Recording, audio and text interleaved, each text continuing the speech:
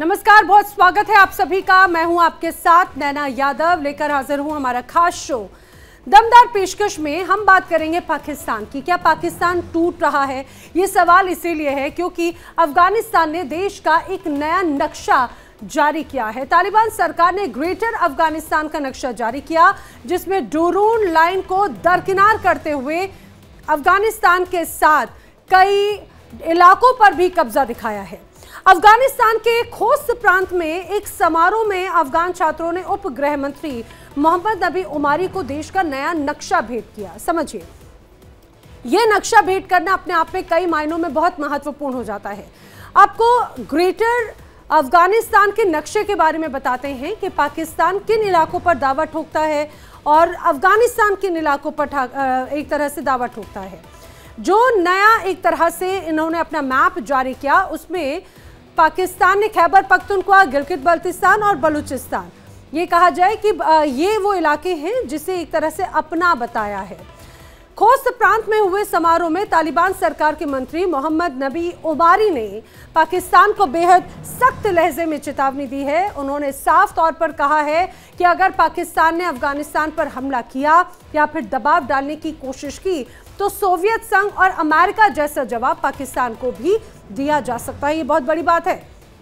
Soviet संघ और America जैसा जवाब, यानी कि कुछ समय पहले यहां पर तालिबान के लड़ाकों ने जिस रूप में सीधे सीधे अमेरिका को अफगानिस्तान की धरती छोड़ने पर मजबूर कर दिया था, वैसा ही हश्र करने की सीधी सीधी चेतावनी यहां पर अब अफगान सरकार या तालिबान की तरफ से दी जा रही है। मोहम्मद नबी उमारी, जो कि अफगानिस्तान के मंत्री हैं, उन्होंने साफ तौर पर कहा है कि पाकिस्तान के साथ में सीमा विवाद को लेकर कोई समझौता नहीं किया जाएगा। उधर इस पूरे विवाद के लिए पाकिस्तान ने वही रटी रटाई प्रतिक्रिया दी और इसमें भी भारत को ही जिम्मेदार एक तरह से बता डाला। पाकिस्तान के रक्षा मंत्री ख्वाजा आसिफ ने कहा है कि भारत लगातार पाकिस्तान को अस्थिर करने की कोशिश में लगा हुआ है। उन्होंने कहा है कि भारत पाकिस्तान को लगातार पूर्वी और पश्चिमी मोर्चे पर उलझाए रखना चाहता है। ख्वाजा आसिफ ने अफगानिस्तान के साथ में चल रहे सीमा विवाद के लिए भी भारत को ही जिम्मेदार बता डाला।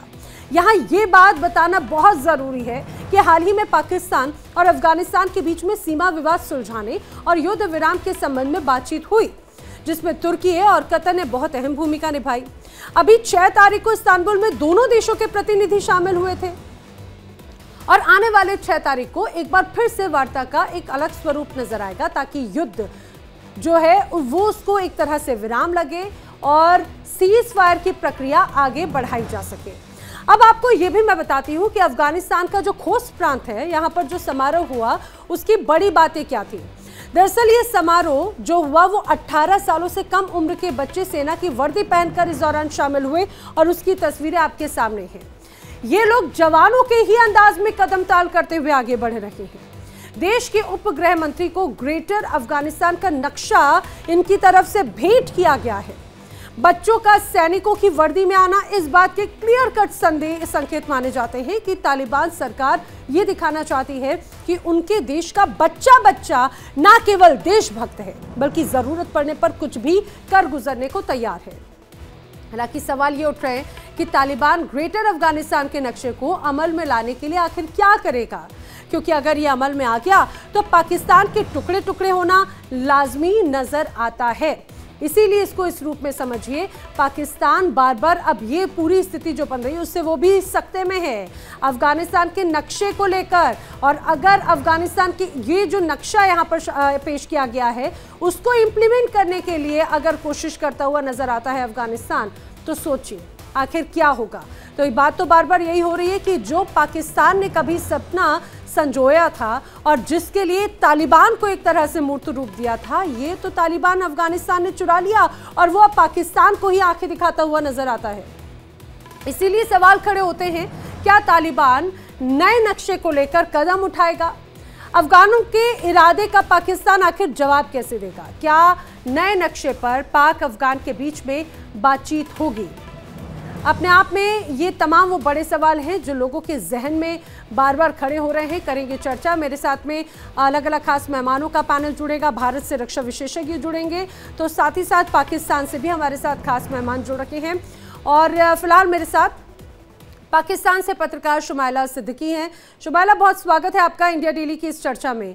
शुमाइला, ये ग्रेटर अफगानिस्तान क्या हो गया? ये अफगानिस्तान के ही मंत्री की तरफ से एक बड़ी तस्वीर पेश कर दी गई। कुछ समय पहले तो चर्चा की बात हो रही थी पाकिस्तान और अफगानिस्तान के बीच में सीज फायर को लेकर तुर्की में। जी नैना, मैं इसके ऊपर ये कहूंगी कि जो भी आपने भी मनाजिर दिखाए हैं कि जब तक भारत का ख्वाब है इस किस्म का कि पाकिस्तान टूट जाए और पाकिस्तान तितर बितर हो जाए, पाकिस्तान के टुकड़े टुकड़े हो जाए, तो ऐसा तो कुछ नहीं होने वाला। जरूर बातचीत चल रही है और बातचीत बहुत मजबूत अंदाज में चल रही है और मजबूत ही उसके नताइज होंगे। आज भी बहुत सारे अफगान पाकिस्तान में रहते हैं और पाकिस्तान ने बहुत कुर्बानियां दी हैं अफगानियों के लिए, अफगान कौम के लिए। पाकिस्तान की कभी भी ख्वाहिश नहीं है कि अफगानिस्तान में कोई किसी किस्म की दहशतगर्दी हो। पाकिस्तान सिर्फ अपनी इंटेग्रिटी के ऊपर रिस्पॉन्ड करता है और ये हमारा हमेशा से स्टांस रहा है, चाहे वेस्टर्न साइड हो, चाहे नॉर्थ साइड हो, चाहे ईस्टर्न हो, कहीं से भी पाकिस्तान की इंटेग्रिटी के ऊपर कोई अटैक करेगा, हम सिर्फ उसको रिस्पॉन्ड करेंगे। हमें किसी भी मुल्क में जाके इंतशार करने की, दहशतगर्दी करने, मतलब हम क्यों बार बार कहते हैं कि हम खुद विक्टिम रहे हैं।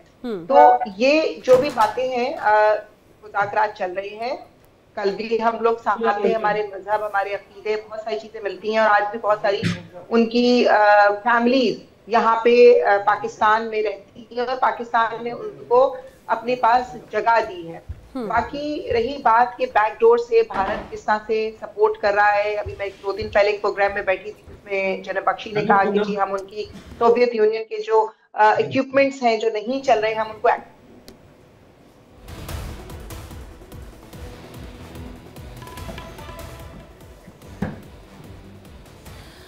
ठीक है शुमाइला जो अपनी बात रख रही हैं, लेकिन इस बीच में अपने दर्शकों को ये बड़ी तस्वीर भी दिखाती चलूँ। ये तस्वीर भी आप देखते चलिए। ये दरअसल अफगानिस्तान में ही ग्रेटर अफगान का नक्शा जो है वो बहुत ज़्यादा चर्चा में है और ये दरअसल कोई तालिबान के किसी लड़ाके, किसी आतंकी जो सोकॉल्ड पाकिस्तान की तरफ से कहा जाता है उसकी तरफ से नहीं, बाकायदा यहाँ के जो मंत्री हैं उनकी तरफ से ये नक्शा पेश किया गया। लेकिन सबसे हैरान कर देने वाली बात तो ये है कि जो ग्रेटर अफगानिस्तान का जो नक्शा पेश किया गया है उसमें गिलगित बाल्टिस्तान जैसे 3 अलग अलग प्रांत जो फिलहाल मौजूदा वक्त में कहा जाए पाकिस्तान का हिस्सा हैं, वो एक तरह से इसमें एक तरह से शामिल होते हुए नजर आते हैं और यही तस्वीर नजर आ रही है इस पूरे नक्शे के बीच में। इसलिए बार बार सवाल खड़े हो रहे हैं कि आखिर क्या हो रहा है, अफगानिस्तान ने देश का ये नया नक्शा जारी करके क्या मैसेज देने की कोशिश की। और सबसे महत्वपूर्ण बात है कि खोस प्रांत में जो कार्यक्रम हुआ उस दौरान छोटे छोटे बच्चे इसमें शामिल थे और खैबर पख्तूनख्वा, गिलगित बाल्टिस्तान, बलूचिस्तान, ये तीनों ही विवादित एक तरह से रखे हैं इलाके और जहां पर ये अब एक तरह से ग्रेटर अफगानिस्तान का बड़ा हिस्सा इसमें बताने की कोशिश की गई है। मेरे साथ में कुछ और खास मेहमान जो हैं वो भी जुड़ रखे हैं। मोहसिन रजा खान इस समय हमारे साथ पाकिस्तान से पत्रकार इस दौरान मौजूद हैं। मोहसिन रजा खान जी, आपका भी इस चर्चा में बहुत स्वागत है। मोहसिन रजा जी, मैं आपसे यही समझना चाह रही हूँ कि आखिर ये अफगानिस्तान के मंत्री की तरफ से ग्रेटर अफगान का एक नया नक्शा पेश करना ये क्या दर्शाता है? देखिए, बात देखने में तो किसी पाबंदी नहीं है और अगर अफगानिस्तान के वजीर कोई ख्वाब देख रहे हैं तो उन्हें देखने दें।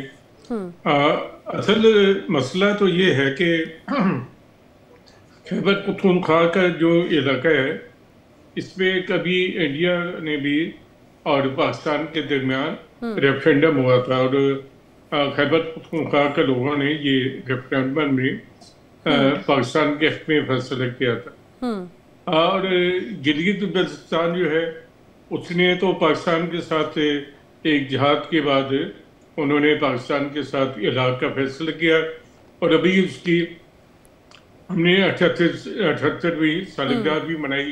पाकिस्तान के सदर आसिफ अली जरदारी गिलगित भी गए थे और बड़ी तकरीबात हुई थी। अब इस नक्शे के हवाले से पहले तो आप अफगानिस्तान के साथ तय कर लें कि गिलगित बाल्टिस्तान पे इंडिया का हक है या अफगानिस्तान का हक है। आप दोनों तय करें। फिलहाल तो गिलगित बाल्टिस्तान जो है पाकिस्तान के साथ है और रहेगा और आपको ये गलतफहमी नहीं होनी चाहिए, क्योंकि CPEC जो है वो इसी रास्ते से आता है। और चाइना यहाँ बैठा है, अगर आप भी ख्वाब देखें या अफगानिस्तान ख्वाब देखे तो उनके ख्वाब देखने पे आप पाबंदी नहीं लगा सकते, लेकिन हकीकत ये है कि गिलगित बल्तिस्तान, मोहसिन रजा खान, आपने कहा हिंदुस्तान ये तय कर ले कि आखिर ये गिलगित बल्तिस्तान या खैबर पख्तूनख्वा किसका इलाका है और कहाँ का इलाका है। इस बात को मुझे लगता है कि आपको ज्यादा समझना चाहिए। आप खुद ही बात ये कह रहे हैं, वो तो हिंदुस्तान का ही इलाका है जिसे आपने कब्जे में करके रखा है, बल्कि आप ये मान के चलिए कि आप अब तो अफगानिस्तान भी उस पर दावा ठोक रहा है ना। अभी तक तो आप सिर्फ पाकिस्तान या इंडिया को लेकर सीधे टारगेट करते थे, तो अब ये तो एक अलग तस्वीर पेश हो रही है। तो मैं समझता हूँ कि अफगानिस्तान का जो वजीर जिसने ये किया है, या तो उसकी जहनी हालत ठीक नहीं है या उससे किसी फंडिंग हुई होगी। कोई ऐसी बात नहीं है कि ग्रेटर अफगानिस्तान और ग्रेटर हिंदुस्तान और ग्रेटर पाकिस्तान, जिस तरह जो खत्ते में जो ममालिक है वो अपनी जगह पे रहेंगे। अगर कोई इलाके टूटना शुरू हुए तो आप ये याद रखें कि भारत इस खत्ते में बड़ा इलाका है, उसका बचना मुश्किल होगा, उसके टुकड़े ज़्यादा होंगे।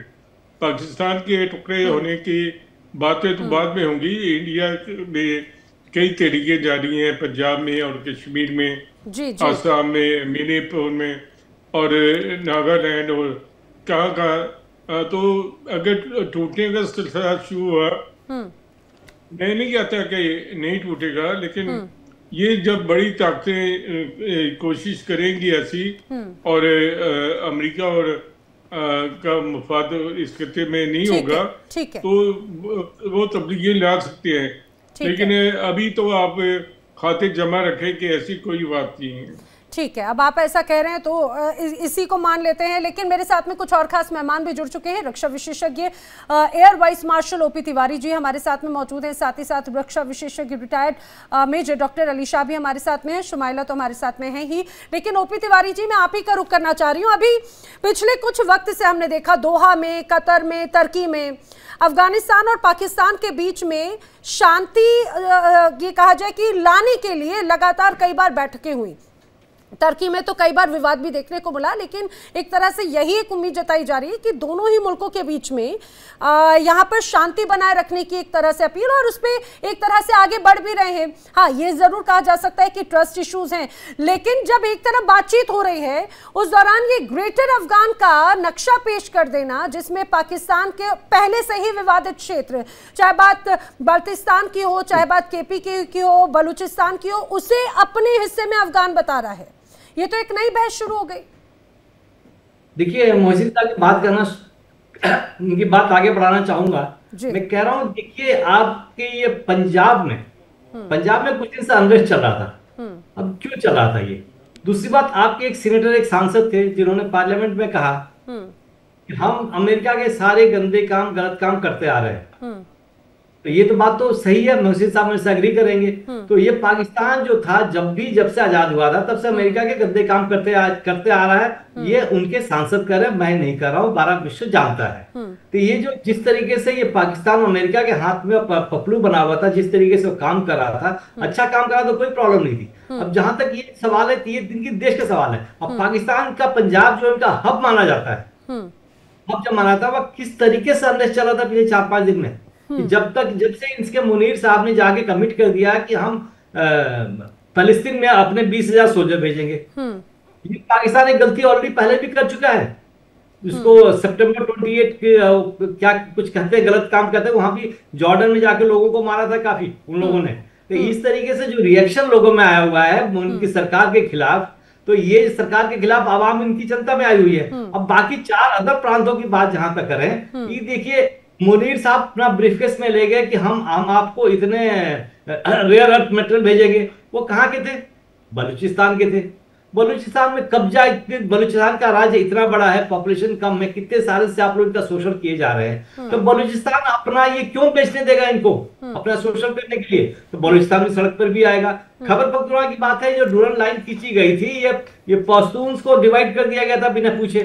उस समय अफगानिस्तान के राजा कुछ दिनों के लिए वीक थे और कुछ समझौता करते हुए चुप रहे, बात नहीं मानी। लेकिन ये बात तो उठनी है, इनका सांस्कृतिक लगाव है, व्यक्तिगत लगाव है, पर्सनल है, इनके अपने रिश्तेदार भी हैं, सब कुछ एक तरीके से है। प्लस अमेरिका में 1947 से लेने के बाद से वहां कोई ऐसा अच्छा काम नहीं किया। मैडम बताएंगी क्या ऐसा काम किया कि ताकि वहां के लोग पाकिस्तान से अटैच हो सके, बल्कि वो दूर हो गए, उनका आप लोगों ने काफी शोषण किया। अब देखिए खैबर पख्तूनख्वा के बलूच के पाकिस्तान आर्मी में बहुत जवान है। मैं हमेशा यही कहता हूँ, कहता रहूंगा कि पाकिस्तान की आवाम के लिए, पाकिस्तान की पॉलिटिकल लीडरशिप के लिए पाकिस्तान का मेन शब्द पाकिस्तान के कुछ जनरल हैं।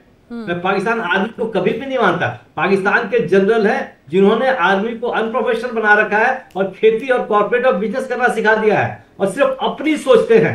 मैं दोबारा कहना चाहूंगा कि बाजवा साहब ने क्या किया, कहां चले गए, परवेज साहब कहां चले गए, ये भी अपने बच्चों का, ये अपने मुनीर साहब भी अपने बच्चों का लेके चले गए, वहां पर पैसा वैसा लेके सब उधर ट्रांसफर कर रहे हैं। तो ये जो पाकिस्तान के कुछ चंद जनरलों ने पूरे पाकिस्तान की आवाम को, पाकिस्तान की पॉलिटिकल लीडरशिप को, सबको राइट पे ले रखा है। तो ये सब देखते हुए समय लगता है कि दूर नहीं है, जबकि ये बंटवारा हो जाएगा। बंटवारा क्या कहेंगे, जिसका अपना अपना हक बनता है वापस ले लेंगे, लोग वहां चले जाएंगे।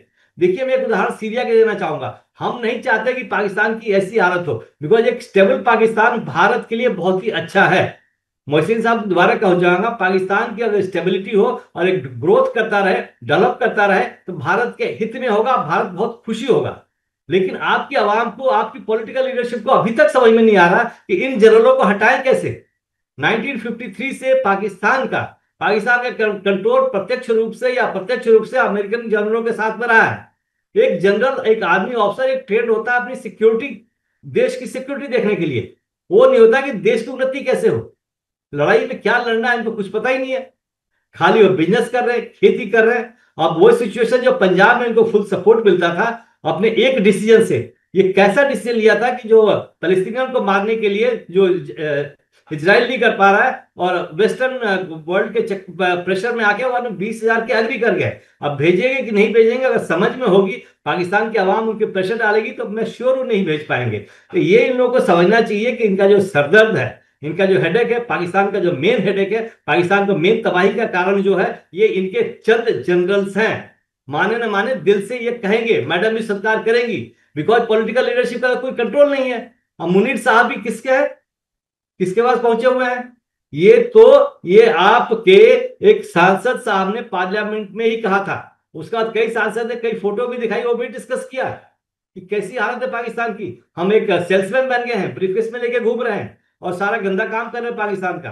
तो पाकिस्तान को अपनी एक आइडेंटिटी बनानी चाहिए। पाकिस्तान को संभालना है तो पाकिस्तान को अपना आइडेंटिटी बनाए और पाकिस्तान खुद बने। पाकिस्तान के पास रिसोर्सेज की कमी नहीं है।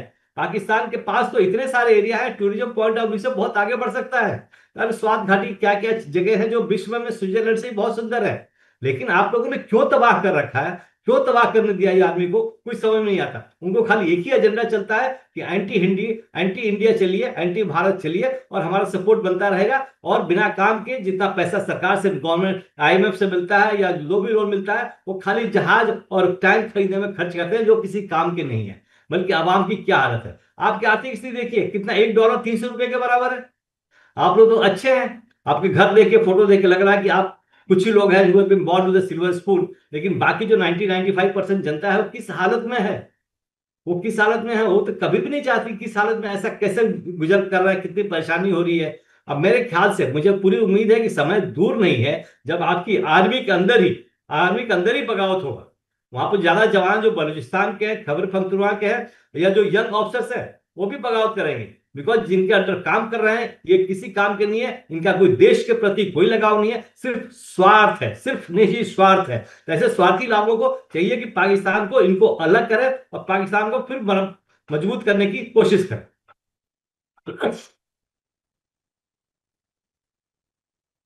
लेकिन एक चीज़ हमें और ये चीज़ समझनी होगी। मैं अली शाह जी का रुख कर रही हूँ। अली शाह जी, अगर आप तक मेरी आवाज़ पहुँच रही है, तो ये कहा जाए कि ग्रेटर अफगानिस्तान का ये एक तरह से अगर ये नक्शा पेश किया गया तो इसे पश्तूनिस्तान कहा जाए क्या? क्योंकि बहुत लंबे समय से एक तरह से इसकी डिमांड और इसका विवाद नजर आ रहा था। और दूसरी बात ये कि क्या ये सिर्फ नक्शा पेश किया गया है या फिर एक बड़ा संकेत और संदेश देते हुए नजर आ रहे हैं?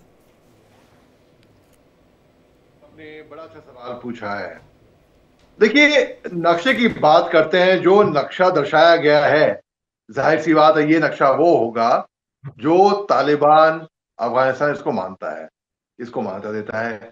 पाकिस्तान ने ही जब 15 अगस्त 2021 में जब तालिबान अफगानिस्तान की सत्ता में आई, सरकार बनाई थी उन्होंने, तब पाकिस्तान पहला मुल्क था जिन्होंने मान्यता दी थी। यही नहीं, उनके जनरल फैज हामिद जो आईएसआई चीफ थे, पाकिस्तान स्वयं पहुंचे थे वहां पर और उनको मुबारकबाद दी थी। जितना खुश पाकिस्तान हुआ था कोई नहीं हुआ था।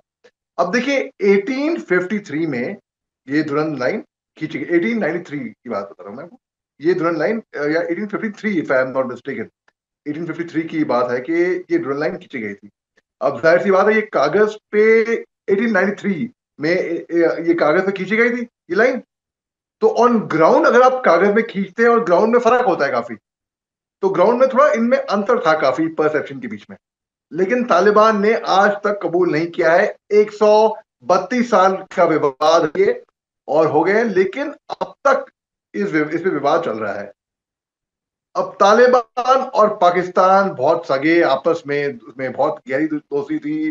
तालिबान 2.1 तो बहुत ही, जो पहला तालिबान आया था वो तो बहुत सगा दोस्त था पाकिस्तान का। पाकिस्तान ने ही इसको सपोर्ट किया, ट्रेन किया, सब कुछ किया। वही तालिबान जिसको पाकिस्तान से सहयोग मिला, आज की तारीख में पाकिस्तान कहता है नहीं, इन्होंने हिंदुस्तान से हाथ मिला लिए। तो यानी कि ये खुद पाकिस्तान का बहुत बड़ा फेलियर होगा। अगर आप देखें इसको रैशनली, इसको देखें तो ये पाकिस्तान का फेलियर है कि नहीं है। अगर पाकिस्तान कहता है कि हमने खुद तालिबान को हमने पाला पोसा बड़ा किया, हमने सपोर्ट किया, लेकिन अब पीठ दिखा के भाग गया है और हिंदुस्तान से हाथ मिला लिया है, ऐसा पाकिस्तान का बयान है। By the way Khwaja Ashraf का बयान आया था कल, उनके फॉरेन मिनिस्टर का पाकिस्तान के, तो ये वो बोल रहे हैं, ये मैं नहीं बोल रहा हूँ। तो ये पाकिस्तान का सबसे बड़ा फेलियर होगा, पहली बात तो। दूसरी बात, पाकिस्तान को ये एहसास होना चाहिए इस बात का कि वो सेल्फ डिस्ट्रक्टिव मोड पे है। वहां की लीडरशिप, वहां की लीडरान, वहां की मिलिट्री, ख्वाजा आसिफ को ही एक इंटरव्यू में बोला कि भाई नहीं, वहां की मिलिट्री रूल करती है, आप तो बिल्कुल कठपुतली हो।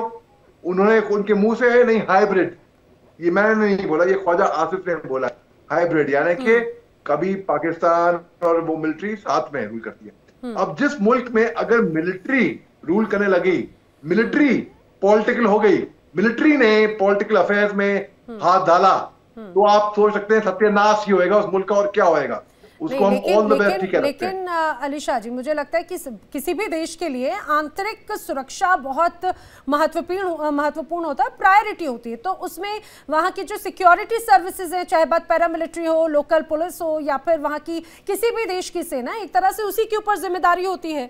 देखा जाए तो चाहे या ना चाहे, गाहे बगाहे, डायरेक्ट और इनडायरेक्ट वे में सेना को तो संभालना ही पड़ेगा, खासतौर से अगर हम पाकिस्तान की बात करते हैं तो।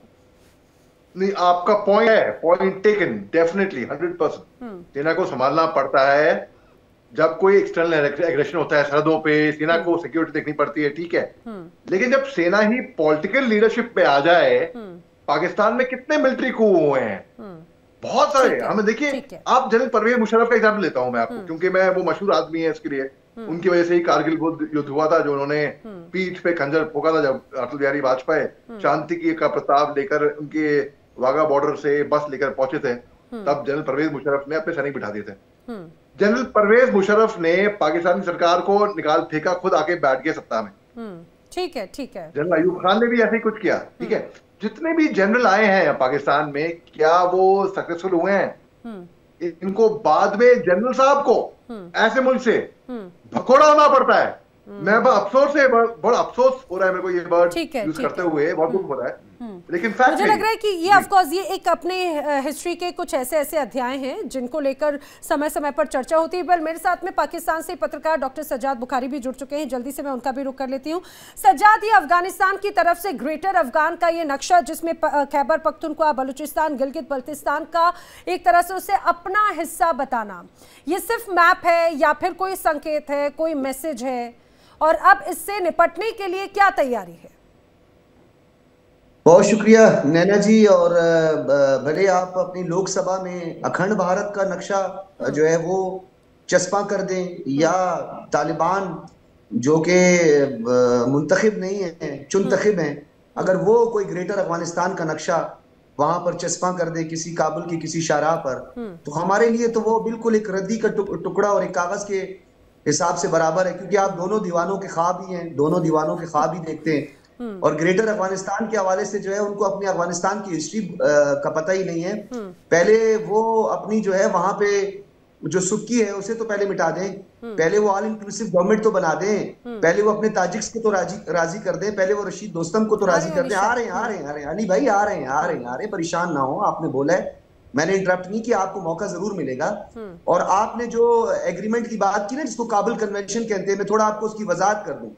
वो काबुल कन्वेंशन था और 1853 और 93 का बहुत फर्क है, 40 साल का फर्क है। आपके अली शाह जी आ रही हूँ सज्जाद को, वरना हमेशा उनको ये शिकायत होती है कि आप मुझे बोलने का मौका नहीं देती। आ रही हूँ, आप पहले उनकी बात पूरी हो जाने देते हैं, सबको बराबरी से मौका मिलेगा। जो है वो 1853 और 1893 में जरा बराबर फर्क नहीं किया। 1893 था जिसमें ड्यूरेंट और अमीर अब्दुल रहमान के दरमियान एक मुआहिदा हुआ था, काबुल कन्वेंशन उसको कहते हैं। और इससे पहले भी एक काबुल कन्वेंशन हो चुका था और उससे पहले भी एक लुई जिरगा हो चुका था, जिसके अंदर जो है ये आपने जिस तरह आपने एक वो प्रोपेगेंडा किया था ना, वाखान कॉरिडोर पाकिस्तान ने कब्जा कर दिया, पता नहीं अभी उसके बाद आप उस पर प्रोग्राम ही नहीं करते हैं कि वाखान कॉरिडोर का क्या हुआ।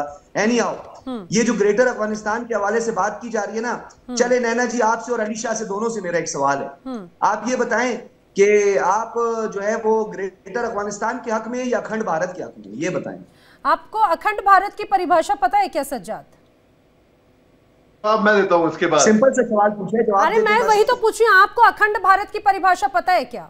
अखंड भारत यानी कि कुछ समय पहले तक जो मुगलों के आने के पहले भी, या ब्रिटिश काल के पहले, मुगलों के आने के पहले भारत के जो टुकड़े हुए उन सबको एक साथ करना। उसमें पाकिस्तान भी है, उसमें अफगानिस्तान भी है, उसमें देश के और भी बहुत ढेर सारे हिस्से हैं, और वो है अखंड भारत। जो अखंडता की बात होती है हम उसकी बात करते हैं। आप तो कहाँ छोटे छोटे खैबर पख्तूनख्वा बलूचिस्तान के आप कब्जे की बात करते हैं। वही पूरी उस परिभाषा को, उस बड़े विजन को समझिए।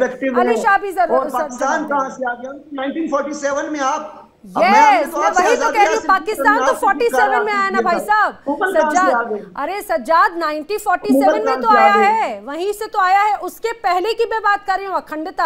आप जरा अगर भारत की बात करते हैं तो अखंड भारत दरअसल वही है जिसमें अफगानिस्तान का भी हिस्सा है। मैं आप तो बहुत अच्छे से, आप कई बार महाभारत का जिक्र कर देते हैं, आप कई बार रामायण का जिक्र कर देते हैं जनाब। अरे आप तो कई बार आप महाभारत और रामायण का जिक्र कर देते हैं। अफगानिस्तान से तो महाभारत काल से कनेक्शन है, गंधार जिसे आप कहते हैं। तो आप ये मान के चलिए वो है अखंड भारत। अली शाह मोमिनीन को बताया अखंड भारत का अफगानिस्तान भी शामिल होने जा रहे हैं, अमीर खान मुत्तकी को बताया। बिल्कुल, मैं तो बोली उन्हें पता होना चाहिए। हमने तो आपका भी नाम नहीं लिया, लेकिन आपने देखिए आपने खुद अज्यूम करके रखा है। हम तो अपने हिस्से की बात करते हैं जो 1991 में आपने छीना था, आप तो उसके पहले भी चले गए। वेलकम है आपका भी Ali Shah ji. Line of control से इस तरफ नहीं आ सकते अखंड भारत। अरे जोकर, आपका टाइम नहीं है, ये अभी मेरा टाइम है। आप सुनिए, ये देखिए, ये दरअसल ये आदमी ना मेरे को बड़ा मज़ाहिया लगता है। अच्छी बात है, एंटरटेन करने के लिए आता है, कंटेंट होता नहीं इसके पास कुछ भी। ठीक है, ये कोई भी शराब कुछ भी मन में आए बोलता रहता है, अच्छी बात है। बेचारे के पास पैसे नहीं है शीवे बनाने के, तो दाढ़ी बनाई हुई है। ठीक है, पाकिस्तान में अभी गरीबी छाई हुई है, कोई बात नहीं, हम समझ सकते हैं आपका दुख, आपकी तकलीफ हम समझ सकते हैं। लेकिन बात ऐसी है, इसके जिम्मेदार आप खुद को नहीं हो गया? जो हुलिया बना के रखा हुआ है, जो हुलिया बना रखा हुआ है आपने, इसकी जिम्मेदार आप खुद हो। इसी हुलिया जिम्मेदार आप खुद हो। खैर कोई बात नहीं, अपनी शक्ल आईने में देख लेना एक बार दोबारा। आप एक बार इतनी लंबी दाढ़ी बना दी है। अब आप देखिए, आपको अखंड भारत का मतलब नहीं पता, आपको डेफिनेशन नहीं पता, आपको हिंदुस्तान की एंकर सजा रही है। आप कह रहे हो ग्रेटर अफगानिस्तान या अखंड भारत, और आप यार कुछ पढ़ के तो जनाब, कुछ पढ़ के आओ। अपने मुल्क की बेइज्जती करवा रहे हो आप, अपने मुल्क की बेइज्जती मत करवाओ आप थोड़ा अपना डिग्निटी रखो, अपना मेंटेन रखो अपना डिग्निटी। आपने तो बहुत खूब टाई कोट पहने से कोई जेंटलमैन नहीं हो जाता भैया। मैं टाई कोट पहन के नहीं आया, ठीक है, टाई कोट पहन के नहीं आया मैं। लेकिन आप पढ़ लिखे, दिमाग से काम लें, और आप बेहुदा अपराध ना करें। मैं ठीक है, मैं ओपी तिवारी जी का रुख करूं और उसके साथ ही मैं मोहसिन रजा जी का भी रुख करूं। बहुत देर आपको अगर इफ यू नो ठीक है। क्या होता है, देखिए मुझे लगता है कि अखंड भारत का, बेसिकली मैं सज्जाद नहीं बाकी अपने दर्शकों को भी बता दूं, अखंड भारत की परिभाषा बहुत गहरी है। लोग इसे राजनीतिक तौर पर देखते हैं, लोग सीमाओं से बंधे हुए देखते हैं, लेकिन ये दरअसल वैचारिक और सांस्कृतिक तौर पर जिस तरह से हम हमेशा से देखते रहे, जिनका परिवेश कहीं ना कहीं मेल खाता हो, संस्कृति मेल खाती हो, बोलचाल, रहन सहन उसका अगर थोड़ा बहुत भी मेल खाता हो, और ये कई सदियों से जो एकजुटता एक तरह से रही है, उसमें मैं बताती चलूं पाकिस्तान, बांग्लादेश, नेपाल, भूटान, श्रीलंका, म्यांमार और कभी कभी अफगानिस्तान तक के जो क्षेत्र हैं वो भी एक वक्त में सभी एक सभ्यता का हिस्सा हुआ करते थे। हिस्टोरिक अगर वे में आप लोग शायद आपने पढ़ा हो तो आप जानते होंगे। ओपी तिवारी जी, वह लेकिन मैं जल्दी से एक बार इसका रुख करना चाह रही हूँ, आप बीच में भी कुछ कहना चाह रहे थे, फिर मैं शुमाइला और मोहसिन जी का रुख करूंगी। खास तौर से एक पहले से ही हम बड़ा क्योस देख रहे हैं, डुरून लाइन को लेकर लगातार अफगानिस्तान उसे मानता नहीं है। अब बात यही है कि माने या ना माने, लेकिन डुरून लाइन तो है, और देखा जाए तो दोनों देशों के लिए बहुत महत्वपूर्ण है, बिना किसी इधर उधर की बातों के। और जो पश्तून इलाका है, लगातार अफगानिस्तान की उसे पश्तूनिस्तान के तौर पर कहा जाता रहा है कि पश्तून के जो इलाके हैं वो अफगानिस्तान की तरफ रहे, और ये उनका बड़ा पुराना सपना रहा है, ऐसा नजर आता है। तो क्या उसकी तरफ आगे बढ़ने की कोशिश है उनकी? देखिए, मैं ऐड करना चाहूंगा कि डुरन लाइन जो है वो जल्दी में ड्रॉ की गई थी। अच्छा। क्योंकि ब्रिटिशर्स भी चाहते थे हम ड्रॉ करें, और वहां के जो किंग थे, मैं नाम नहीं, सजाद साहब बताएंगे, वो उस वक्त थोड़े से कमजोर थे। तो डुरन लाइन क्लियर है कि बलूच को, जो ईरान के पास है बलूच, और पाकिस्तान में उनको बांटा गया था, इस तरह पश्तून को बांटा गया था। दो कम्युनिटी जो एथनिकली, कल्चरली और जो लैंग्वेज के अनुसार से सब कुछ एक ही जैसे थी, उनको अलग किया गया। तो पाकिस्तान के बाद आधा पोर्शन आ गया, लेकिन पाकिस्तान ने क्या किया, उनकी पॉपुलेशन को अपनी तरफ अट्रैक्ट करने के लिए, रखने के लिए उनका खाली शोषण किया, उनको खाली एक्सप्लॉइट किया। अगर वहां का डेवलपमेंट ढंग से हुआ था और लोगों को ध्यान में रखते थे, पाकिस्तान इस हालत में नहीं पहुंचता। तो जहां तक अफगानिस्तान का सवाल है, अफगानिस्तान में पश्तून बहुत है, तो पश्तून के जो रिश्तेदार हैं इधर तो चाहेंगे कि उनके पास ही आए। ठीक है, ये उनका सपना की जरूरत नहीं है, वो तो उनके चाहेंगे उधर ही जाएंगे। तो समय दूर नहीं है जब वापस जाएंगे। ये बलूचिस्तान का भी होगा। मैं तो इससे ज्यादा इंपॉर्टेंट तो पाकिस्तान की पंजाब में कह रहा हूँ, जो पाकिस्तान का हब हुआ करता था। मैडम कहेंगी उस पाकिस्तान के पंजाब में क्या हो रहा है, अब क्यों हो रहा है? आपने ऐसे नेता को कंट्रोल में दे रखा है, अपनी मर्जी से जो कर रहे हैं। अब 20,000 सेना उन्होंने जाके कमिट कर दी फिलिस्तीनियन को मारने के लिए। ये कहाँ का विचार है, और आप लोग कैसे सहमत है? उनके खिलाफ कुछ ज्यादा लोग नहीं आ रहे। अब इतने पत्रकार लोग बैठे हुए हैं, ये तो मुझे लग रहा है ये तो वही धोखा देने वाली बात हो गई ना शुमाइला। ये तो वही बात हो गई कि पहले जिस तालिबान को या अफगानिस्तान को भाई भाई कहते थे, अब वो एक तरह से संपत्ति बंटवारे में आ गया। वो कह रहे हैं कि भैया ये हिस्सा हमारा है और ये हिस्सा हमको दो। देखिए, किसी भी प्राइवेट स्कूल में खड़े होके या किसी भी स्कूल में खड़े होके 4 बच्चे वर्दी पहन के एक नक्शा लेकर आ जाएं कि भारत के पंजाब को हमने पाकिस्तान का हिस्सा कर लिया है, तो क्या वो पाकिस्तान का हिस्सा बन जाएगा? आपके अपने मुल्क में कितनी प्रॉब्लम चल रही है सिखों को लेके, कनाडा तक जाके तो आप लोग मरवाते हैं। मैडम, सिखों को लेकर पंजाब में कहाँ कोई प्रॉब्लम चल रही है? आइए तो, अरे मैं तो सुनिए, आप हर बार ये गलत फैक्ट देने की कोशिश करती हैं। मैं बोलती हूँ आप आइए, प्लीज वेलकम। अगर अफगान डोरन लाइन को नहीं मानेगा तो पाकिस्तान को पता है कि डोरन लाइन हम कहां तक खींच के लेके जा सकते हैं। और पाकिस्तान की फौज जो है वो 4-4 महीने सत्तू पी के सो नहीं रही होती कि 4 महीने बाद याद आए कि 17 या 11 जहाज मारे, फलाना किया, जिसको ट्रम्प 36 दफा बोल चुका है। आपके अपने मंच पे खड़े होके आपके राहुल गांधी साहब एक्सेप्ट कर चुके हैं कि क्या पाकिस्तान ने किया 10 मई को। वो कोई पूरी दुनिया से डोनाल्ड ट्रम्प साहब, आपके जो पिताजी हैं वो गए थे क्या जंग लड़ने? सुनिए, वो गए थे क्या जंग लड़ने? खुदा का वास्ता है कि ट्रम्प ने भी एक्सेप्ट किया कि मोदी की कॉल आई कि इस जंग को बंद करवा दो। फिर जब रशिया से आपने तेल लिया तब भी मोदी को हाथ जोड़ के माफी मांगना पड़ गया। सबसे पहले मैं बताऊं, भारत के लिए इस वक्त इम्पोर्टेंट है कि आप अपने पीएम को पहले जूतों के हार पहना के उस मंच से उतारिए। अरे मैडम शुमाइला मैडम, ये आप लोगों की बड़े कैसे सपने होते हैं। सुनिए, वो जूतों की माला जो है वो हमने देखा है किस तरह से बलूचिस्तान की बात हो या फिर खैबर पख्तूनख्वा की बात हो या अफगानिस्तान की बात हो, जूतों की माला किसकी वर्दी उतार कर जो लोगों ने पहनाई है वो सबने देखा। ये आप बौखलाहट में दिखाइए अलीशा। मैं डिसेंसी बात से बात कर रही हूँ जी। मैं बोलूं? हाँ प्लीज थोड़ा जल्दी, फिर मैं रजा खान जी का बड़ी देर से रुक नहीं किया जी।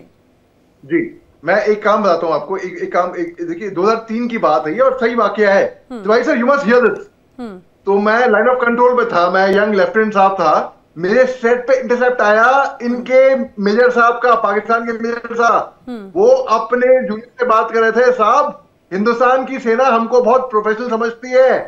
जिस दिन हिंदुस्तान की सेना को मालूम पड़ गया हमारी हकीकत, उसी दिन हिंदुस्तान की सेना हमारे पे बैट एक्शन कर देगी। बैट एक्शन यानी कि सर्जिकल स्ट्राइक एक तरीके से बॉर्डर एक्शन टीम होती है, ठीक है। अब आप देखिए जी, आपको याद होगा परसों की बात है, परसों शाम को इनके पाकिस्तानी पत्रकार भगोड़े हो गए थे आपके शो में से, ये मेरे नाम पे था, कहां पे, सरहद पे, बॉर्डर पे तो इनकी सेना भागी थी, हम तो डर के, इंडियन आर्मी डर के, हथियार छोड़ के भागो, हथियार लेकर भागोगे तो इंडियन आर्मी भागे ढाई मारेगी।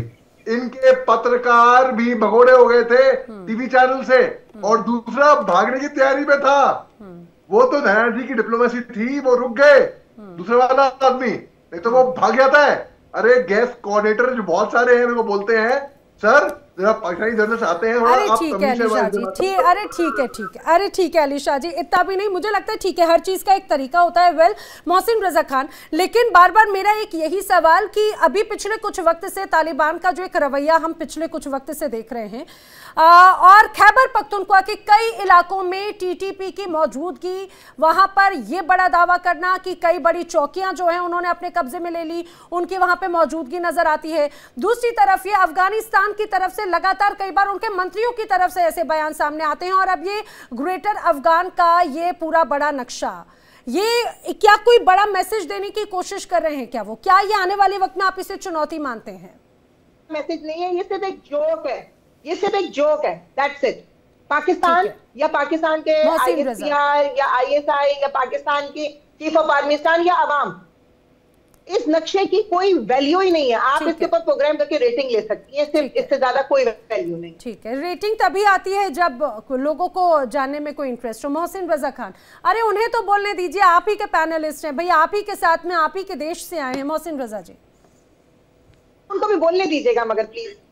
अफगानिस्तान के वो वजीर जिन्होंने ये नक्शा पेश किया है जी, उन्हें हम कहते हैं कि जो पाकिस्तान में अफगान महाजिर मौजूद हैं, पहले उनको ले थे जी, वो जाने के लिए तैयार नहीं है, जो उनके अपने शहरी हैं। तो आप ये कैसे कहते हैं कि उनका हक है खैबर पख्तूनख्वा पे, गिलगित पे, बलूचिस्तान में, वो अफगान महाजिर जो पाकिस्तान में रह रहे हैं वो अफगानिस्तान वापस जाने के लिए तैयार नहीं है। अच्छा मोहसिन रजा जी, मुझे लगता है कि आप लंबे वक्त से पत्रकारिता कर रहे हैं, अगर मैं इन इलाकों की बात करूं, आपसे थोड़ा समझने की कोशिश करूं टेक्निकल वे में, अफगानिस्तान और पाकिस्तान की बॉर्डर वाले पश्तूनों का आखिर क्या रवैया रहता है? खास तौर से अगर अफगानिस्तान ये बड़ा दावा कर रहा है पश्तूनिस्तान के तौर पर, तो ये इतना इंपॉर्टेंट क्यों है अफगानिस्तान के लिए? ये देखे, दावा करने तो किसी को रोका नहीं जा सकता, बिल्कुल, बिल्कुल। लेकिन हकीकत मैं आपको बता रहा हूँ कि पाकिस्तान में इस वक्त भी 30 लाख अफगान महाजिर हैं। तो पहले तो वो अफगान मजीद जो है उन सबको ले जाए, और अगर अफगानिस्तान में इतने हालात अच्छे होते तो लोग अब तक खुद जा चुके होते। वो लोग जाने के लिए तैयार नहीं है। अगर उनके अपने लोग अफगानिस्तान में जाने के लिए तैयार नहीं है तो कैसे दूसरों के इलाकों पे अपना हक जिताने हैं? ये कोई बेवकूफ वजीर है, और ये अली शाह साहब की तरह ही है जो कि जिन्हें इतनी तमीज नहीं है कि वो एक पैनलिस्ट के दाढ़ी पे और चेहरे पे बात करते हैं। मैं तो बड़ा अफसोस हुआ इंडिया डेली मोहसिन रजा खान जी, अब मैं आपको क्या बताऊं, हमारे इसी चर्चा में, इसी डिबेट में बैठे हुए क्या क्या भारतीय रक्षा विशेषज्ञों के लिए क्या क्या नहीं कहा जा सकता।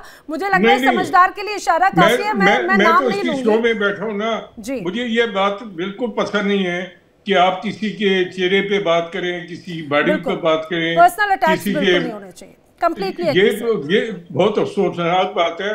और अली शाह साहब ने तारुफ कराया कि वो कैप्टन दे रहे हैं, तो उन्हें तो इतनी तमीज तो ये होगी इंडिया की जिस अकेडमी में उन्होंने तरबियत हासिल की थी कि किसी के चेहरे पे बात नहीं की जा सकती। डॉक्टर सज्जाद बुखारी जो है पाकिस्तान के लेकिन मोहसिन रजा जी मैं बिल्कुल आपकी इस बात से सहमत हूँ, किसी भी पैनलिस्ट के लिए पर्सनल अटैक नहीं होने चाहिए, लेकिन किसी देश के प्रधानमंत्री के लिए जब अगर आप ही के साथी पत्रकार अगर कहते हैं जूतों की माला, तो फिर उसके बाद में कई बार ये लगता है कि इसका जवाब भी उसी रूप में होना चाहिए। कई बार ऐसा होता है कि आपकी जो एक मतलब हर एक किसी भी मंच की नहीं गरिमा होती है, इसका ये एथिक्स की एक अलग बात हो जाती है, लेकिन मैं वही आपसे जनरली यही जानना चाह रही थी कि वो कितना इंपॉर्टेंट है, आखिर क्यों खासतौर से अफगानियों को ऐसा लगता है कि उस इलाके के अगर पश्तूनों को उन्होंने कंट्रोल कर लिया तो उनकी एक तरह से विजय हो जाएगी। देखिए पहले मैं एक चीज एक बात है कि तालिबान है, एक बात है कि तालिबान जो है वो बात या तो अपनी पख्तून असमियत की बात करें या इस्लाम की बात करें। इस्लाम के नाम पे उन्होंने जहाद शुरू किया है कि किसी की दाढ़ी या चेहरे पे नहीं बोलना चाहिए ऐसे, मैं मानता हूँ, नो पर्सनल कमेंट, ठीक, मगर आप ये बताइए क्या मैं इनकी भाषा में इनको मुंह तोड़ जवाब नहीं दे रहा हूँ? आपकी बात सही है सर, तमीज होनी चाहिए, नो पर्सनल कमेंट, मैं भी खिलाफ हूँ इसके, मुझे भी कोई अच्छा नहीं लगा दाढ़ी पे चेहरे पे ऐसे ठीक है, लेकिन मुझे लगता है अलीशा देखिए हम लोग इस एज में या फिर इस मंच पर हैं जिसमें हमें बहुत अच्छे से पता होता है कि किस जगह पर किन शब्दों का इस्तेमाल करना है। कीचड़ में पत्थर फेंकने से कीचड़ अपने ऊपर ही आता है, इसीलिए मुझे लगता है कि एक बहुत बेसिक सी चीज है लेकिन इसी में ही पूरा वक्त निकल जाएगा। ओपी तिवारी जी कुछ कहना चाह रहे हैं, फिर मैं सज्जाद का रुख करूंगी। ओपी तिवारी जी कुछ कह रहे थे मोहसिन रजा जी की बात पे। देखिए ये उनकी बात भी कर रहा था, प्लस जूते की माला जो बड़ी गलत यार, आप देखो जिस लीडर का वर्ल्ड रेपुटेशन क्या हो चुका है, भारत पिछले 11 साल में कहां से कहां तक पहुंच चुका है और आपकी क्या हालत हुई है।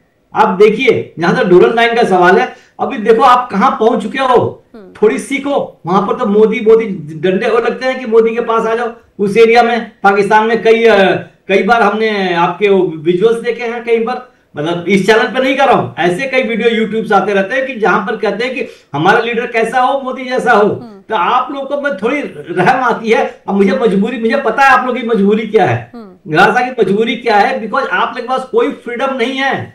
इवन आपके प्राइम मिनिस्टर के पास कोई फ्रीडम नहीं है, वो वही बोल सकते हैं जो मुनीर बोल सकता है। मैडम आप हाथ दिखा रही हैं, आप वहां बैठे हुए हैं, अच्छे घरों की सब बनी हुई है, लेकिन आपके गांव आपके शहर में और भी कई लोग होंगे जहां पर खाना नहीं मिल रहा होगा। आप घूम के देखिए जरा, प्लीज घूम के देखिए और क्या वो लोग क्या कह रहे हैं। आप लोगों ने पूरी पाकिस्तान को इन आर्मी के जनरलों के हाथ में बेच रखा है। और सर मुझे लगता है कि बलूचिस्तान, खैबर पख्तूनख्वा जैसे जो इलाके हैं वहां के लगातार बढ़ता विद्रोह तो इस बात का एक बहुत बड़ा सटीक एग्जाम्पल है। मैं तिवारी जी वापस आ रही हूँ, सज्जाद का मैं रुख कर लेती हूँ, मुझे पता है वो भी अपने शो के बीच से हमारे साथ में कनेक्ट है। लेकिन सज्जाद मुझे जल्दी से इस पूरे वाकये के बाद में आप ये बताइए कि पश्तूनों को क्या भड़काने की कोशिश अब तालिबान कर रहा है, क्योंकि खैबर पख्तूनख्वा और बलूचिस्तान में तो पहले से ही लगातार आंदोलन और बड़े विद्रोह हम देखते हैं। क्या ये एक ऐसी भाई पीड़ित सबको इकट्ठा करके एक बड़ा विद्रोह की तैयारी होती हुई नजर आ रही है क्या? नैना जी सबसे पहले आप अपने इस चीज की वजाहत करना जरूरी है कि आप एक पश्तून से ही बात कर रही हैं, जो कि पाकिस्तानी पश्तून इस वक्त आपसे बात कर रहे हैं, ठीक है? ना ही हमारे खानदान, ना ही हमारे फॉरफादर्स में और ना ही हमारे किसी दूर के रिश्तेदार ने किसी ग्रेटर पश्तूनिस्तान की किसी तहरीक का या किसी लर और बर या किसी का हिस्सा वो कभी बना हो। लेकिन मुझे अलीशा जो है वो, क्योंकि उनको पता नहीं आज क्या तैयारी करके आए थे, उनको पता होता है कि मैं इनकी क्लास लेता होता हूँ, स्टेटिस्टिक्स के साथ लेता होता हूँ। ये मुझे अभी भी तालिबान के तर्जुमान का नाम तक भी नहीं बता सकते, ना ही अमीरुल मोमिनीन का नाम बता सकते हैं, और बड़े आई अफगानिस्तान की जोग्राफिया पे बात कर रहे हैं। अब मैं इनको ये सिर्फ बताता चलूं कि इन्होंने दाढ़ी के हवाले से बात की थी। मोहसिन रजा साहब इस वक्त यहाँ पे आपके पास बैठे हुए हैं, ये जहाँ पे मैं इस वक्त भी बैठा हूँ ना, इस पूरे चैनल को ये हेड करते रहे और मैं टीवी एंकर हूँ, तो मैंने जो सूट पहना है, जो मैंने दाढ़ी रखी हुई है, इससे कम से कम ये तो पता चलता है मेरा नाम सज्जाद बुखारी है। ये तो इनकी तो हालत ये, इनके कपड़े ही पता नहीं इन्होंने मर्दों वाले पहने। ये तो मुझे अलीशा लग रही है जो 2023 में लाइन ऑफ कंट्रोल पर भी गई थी। इसको बोले जरा पहले उसकी वजाहत कर दें, किसी पर पर्सनल अटैक मत किया करें। तो अलीशा खातून है, मुझे लग रही है ये, क्योंकि अगर खातून ना हो तो इस तरह की हरकतें कभी पता है सज्जाद, वही बात हो जाती है। जब मैं फैक्ट की बात करती हूँ आप कहते हैं मैं स्टैटिस्टिक्स पे बात करता हूँ, लेकिन आप जब स्टैटिस्टिक्स पेश करने की जगह आप जब इस तरह से उल जुलूल बातें करते हैं तो वही बात मुझे फिर आपको एथिक्स सिखाने की हो जाती है। किस मंच पे आप क्या बात कर रहे हैं, आपको इस बात को समझ में नहीं आता। मैं बार बार कहती हूँ कि ये मंच किसी पर पर्सनल अटैक के लिए नहीं है। आपके स्टैटिस्टिक्स है जो अभी आपने बताए हैं 1853 और 1894, ये पाकिस्तान हो रहे हैं, भी यही काम कर रहे हैं। कोई बात नहीं, बर्दाश्त करें। अरे सज्जाद भाई, डोरून लाइन की कब की बात है? डोरून लाइन के 1947 में तैयार किया आपने। अलीशा, मुझे पता है आप खातून है, आपको प्रॉब्लम हो रही है। वो देखिए ये अलीशा है, देखिए वो कैट भी रखी हुई अलीशा ने। बात ये है कि अलीशा, मैं आपको ये सिर्फ समझाना चाहता हूँ, तैयारी करके आया करें। आपको स्टेटिस्टिक्स का पता ही नहीं है, आपको अफगानिस्तान का भी पता नहीं है। आप सिर्फ यहाँ पे लोगों को एंटरटेन करने के लिए आते हैं। अफगानिस्तान के बारे में आपको कख भी पता नहीं है। आपने अभी जो है ना वो पता है, आप बता दो सज्जाद। आप पूछे, मैं आपको बताता हूँ। मैं वही तो आपसे पूछ रही थी कि क्या ये अलग अलग सब गुटों को एकजुट करके क्या तालिबान एक नई रणनीति तैयार कर रहा है क्या? यही तो मैं पूछ रही थी आपसे, यही सवाल मैंने पूछा। इस मैप को जारी करने का आखिर क्या है? आखिर अफगान की तरफ से ये मैप क्यों जारी किया गया है? ना ही कोई अफगान हुकूमत जो है वो कोई मुंतखब हुकूमत है जिसके बारे में आप ये कह रही हैं। ये अमेरिका की जानिब से और कुछ दीगर ममालिक की जानिब से 2021 फॉल ऑफ काबुल के बाद ये हुकूमत और दोहा के अंदर जो है ये एक रिजीम जो है इसको तैयार किया गया था। अफगानिस्तान में आज तक भी रशीद दोस्तम की अभी हालिया आप बयानात निकाल कर देख लें, अहमद शाह के फर्जंद का हालिया बयान निकाल कर देख लें, तो ये चंद लोग हैं जो कि माजरत के साथ मैं ये कहूंगा कि आप लोगों के 1 से 2 बिलियन डॉलर के लिए इस तरह की भोंडी हरकतें कर रहे हैं। ना इसकी कोई ऑथेंटिसिटी है, ना ही ये कोई ऑथेंटिक मैप है। ठीक है, ये बिल्कुल ऐसे ही है जैसे एक दीवाने का ख्वाब है। आपकी सारी खबरें झूठी होती हैं। आप मुझे वो नक्शा लाकर बता दें, मुझे बड़ा अच्छा लग रहा है। अगर सारी खबरें झूठी होती है तो दी ग्रेट सज्जाद बुखारी फिर भी उस शो का हिस्सा बन जाते हैं।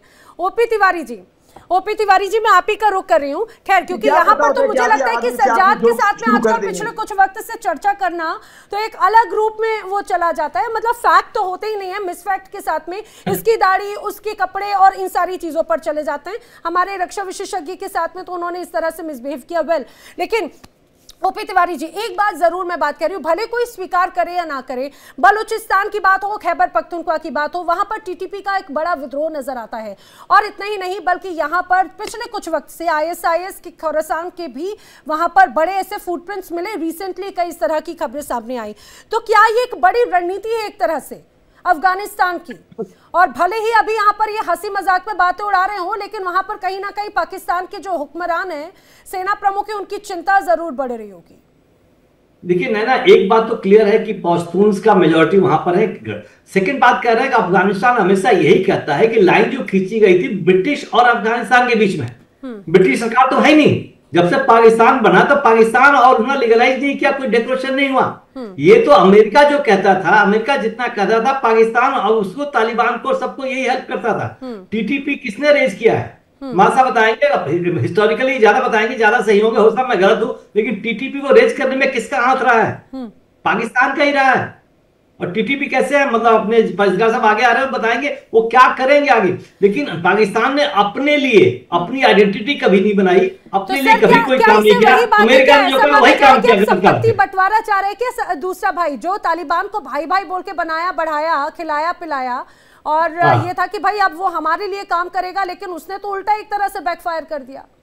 मैडम, ये भाई भाई बनाने का एक नाटक था इनका। वो तो अमेरिका जो कहता है वही करते हैं। ये कोशिश अवश्य की, लेकिन उनको क्या पता कि अमेरिका को हटाने के लिए तालिबान जैसा ही अप्रोच चाहिए था वहां पर। अब तालिबान एक रिकॉग्नाइज्ड और एक सरकार बन गई है, अफगानिस्तान गवर्नमेंट है वो, और अफगानिस्तान के हित में काम कर रही है। पाकिस्तान के अवाम को समझना चाहिए कि तालिबान भले टेररिस्ट बनाया गया है, लेकिन अपने देश को कैसे आगे बढ़ाने की कोशिश कर रहे हैं। ये नहीं कि भारत से हाथ मिलाया है, उनका अपना इंफ्रास्ट्रक्चर बढ़ा रहे हैं और अच्छी हालत में लाने की कोशिश कर रहे हैं। और कहां से कहां उठाने की कोशिश की, पिछले 3-4 साल में बहुत आगे बढ़ गया। और पाकिस्तान की क्या हालत कर दी। अरे पाकिस्तान 1960s में बहुत ही अच्छा था, कि जब से ये इनडायरेक्टली 1953 ऑनवर्ड से थोड़ा थोड़ा मिलिट्री का रूल का प्रभाव पड़ता गया धीरे धीरे। अब जिस तरह का पूरा प्रभाव पड़ा, पाकिस्तान रसातल की तरफ जा रहा है। पता नहीं मैडम बताएंगी, एग्री करेंगी, जा रहा है कि नहीं जा रहा। उनका घर और देखे तो बहुत ही अच्छा लगता है, वेरी हैप्पी उधर। बट लोकल पॉपुलेशन को देखो, जितने भी वीडियो जिससे चैनल में कभी आते हैं, देखा जाता है क्लियरली कि बहुत परेशान है,